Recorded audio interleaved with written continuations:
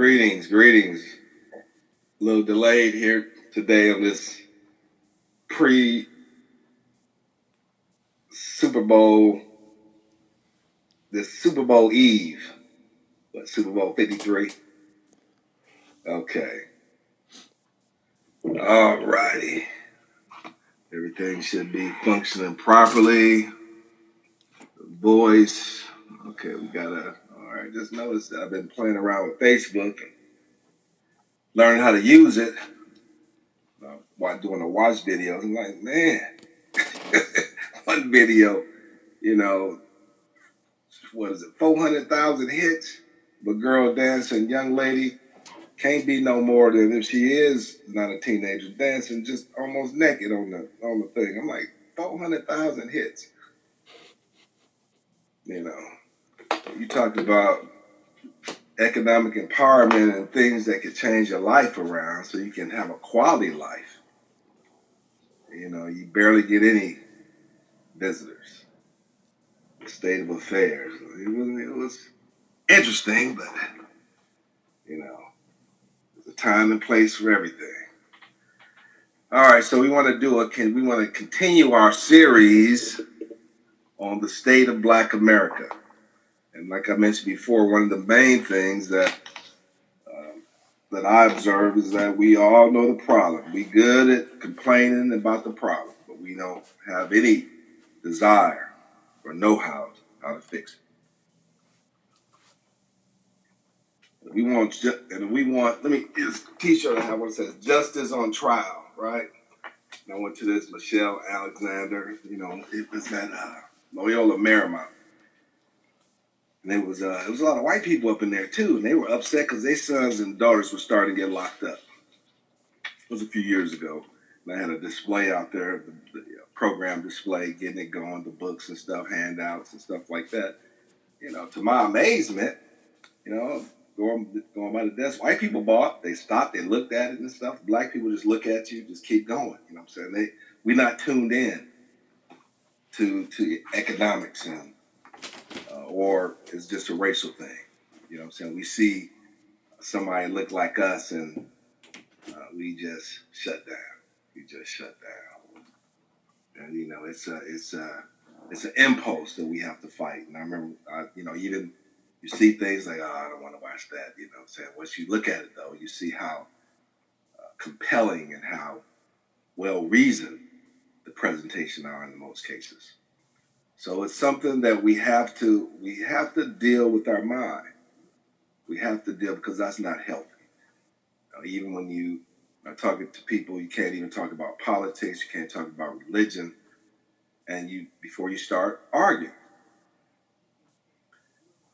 That means that something's not developed. You should be able to discuss any subject rationally, and especially if you believe in a subject. If you believe in something, you should be able to articulate that concept clearly without getting emotional about it and running out of the room or saying, I don't want to talk about it.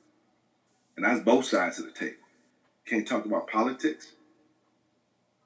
We're supposed to live in a democracy where we're supposed to work together as one, the United States of America, instead of the divided states of America. You know, and it's we want to overcome. You know, it's not about revolution and overthrowing the government and violence and so forth, which has been perpetrated against us. But if you want to get out of this situation, you got to be able to think clearly.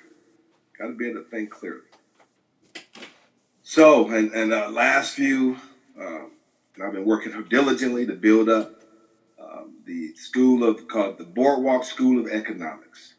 So you can go to my website page at www.powerthroughunity.org. There's a sign up widget on the page.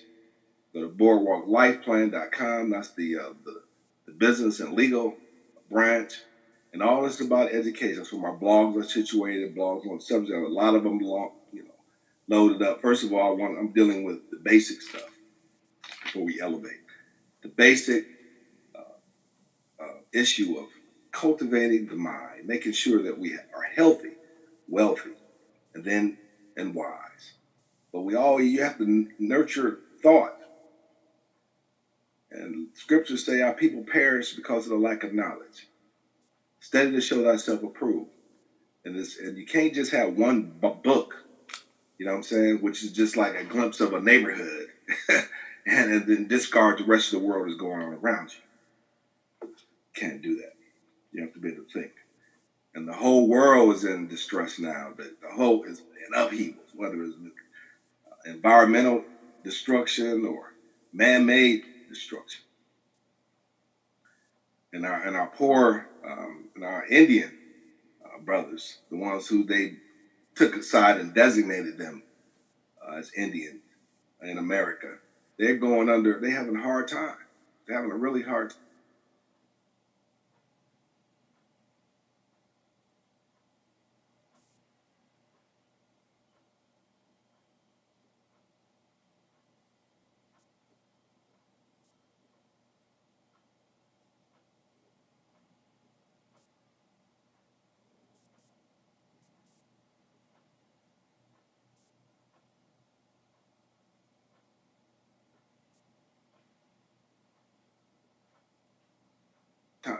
Alcoholism, the women are being raped. I read one story where the lady was pregnant, and the neighbor, the white lady, cut her open, discarded the body, and took the baby. And you have thousands of women, Indian women, that are missing every year, just like in the inner city. Black children, kids, thousands are missing every year. Man, imagine. Horrendous. But yet we sit around and we don't have any apparatus in place to check and to verify and to find these missing people across the board, not just black people, just across the board. So, I'm trying to, this is about academics, learning how the system works. We're corporate citizens, living underneath the bridge, getting kibbles and bits. So what I'm trying to do is, how do we raise a healthy, viable community? The future generations. And I've talked before of the conditions, and I'm going to talk some more today about how we can turn this thing around. But it's an individual decision. It's an individual decision. I've committed myself to education, and sometimes things don't turn out the way you want it to, but at least you have to be diversified. And we have an argument in our community now that they don't want to go to school, get an education because of debt. But this program, we've resolved that issue, and I don't think it's about the money. It's the desire to put something in your mind there. So I removed the issue, for the most part, of spending $40,000 a year for a quality education. And I'm sharing with you now my approach to study and intellectualism, so that way we can work together on a level playing field. We talk about business, history, we lay it down. So go to the website. I've created a portal that takes you through the program. I sent out a newsletter yesterday, and hopefully I can keep it. It's a monthly newsletter that addresses the different issues, certain issues, and shows you how to use the website that we have.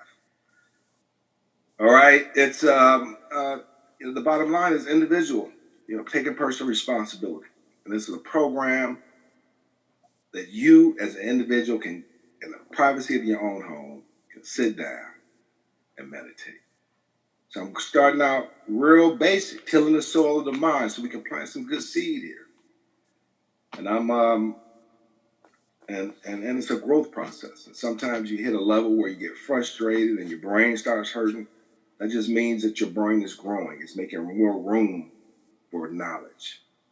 Now, I'm not trying to indoctrinate you into any program. I'm just trying to raise your consciousness so you can think. These fables that we've been taught, and we don't take personal responsibility. We want somebody to come save us. The only person that's going to save us is ourselves. Even we elect politicians to save us. We have leaders that save us. That doesn't work. We have to save ourselves. And across this country, across the world, you see that people are putting too much emphasis in government to solve every aspect of their life.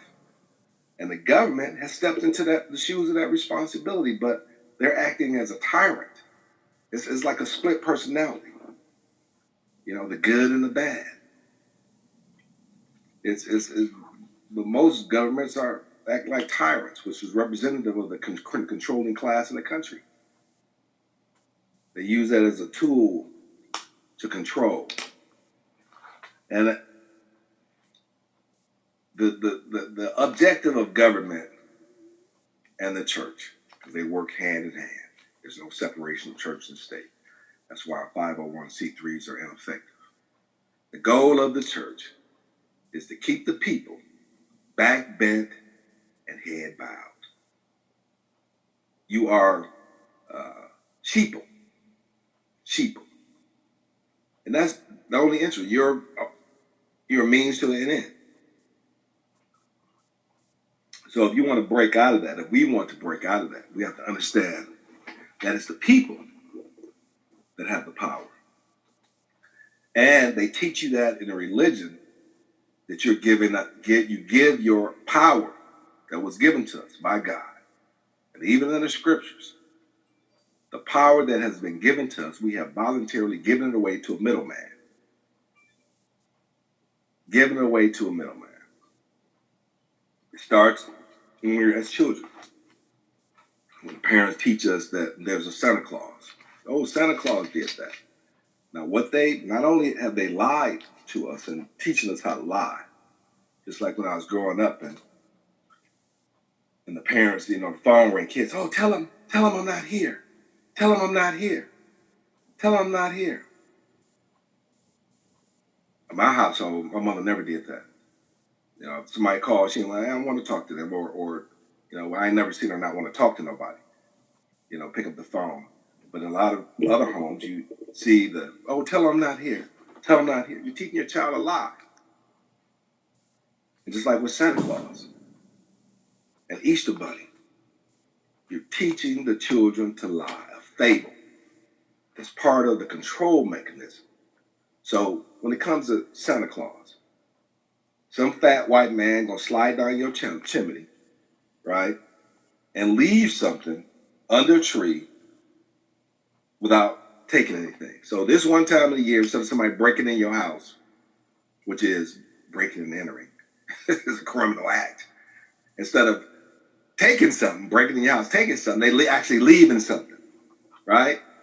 And the more, the deeper thing is that the hard work and energy that your parents put in all year to save up, hopefully, and not use credit card, go in debt for the rest of the year, pay off the debt, and then go back in debt again every year. They give a white Santa Claus credit for putting the gifts underneath the tape, underneath them. So you're re-emphasizing that somebody other than you, that don't look like you, is blessing your children when it was you who worked hard all year long, wrapping presents if you could afford it and so forth, or coming up with the excuse. So when, in most of the cases, when you can afford Christmas, the kids look at them, oh, what can I have Christmas? Can't afford it, right? But most of them, they don't blame it on Santa Claus. That he didn't stop by this house this year. Yeah, you weren't good enough, kid. He just flew by right now. You got to be better next year. They put it on themselves. I couldn't afford no Christmas. But when you do have Christmas, it's Santa Claus. We getting away from that, hopefully. And then you have these people sending these chain emails, chain messages out. Oh, God is God is good, right?